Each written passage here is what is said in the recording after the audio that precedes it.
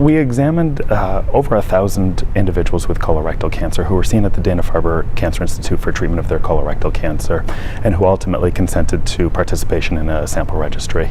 We were really looking to try to understand what the prevalence of hereditary cancer susceptibility syndromes is in this patient population. So ultimately we found that 10% of patients in our cohort had pathogenic mutations in one or more cancer susceptibility genes. We found a 3.1% prevalence of Lynch syndrome, which fits with what's seen in the established literature.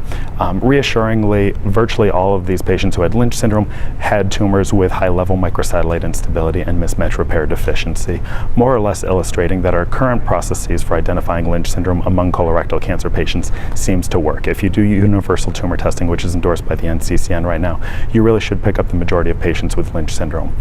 What was novel about our study, however, was that we found 7.1% of patients with colorectal cancer actually had a mutation in a non-Lynch syndrome cancer susceptibility gene.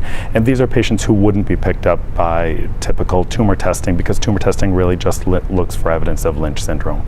The most common, at least high penetrance finding that we found in this cohort beyond Lynch syndrome, surprisingly, were mutations in BRCA1 or BRCA2. And these are genes that are not traditionally linked to risks of colorectal cancer.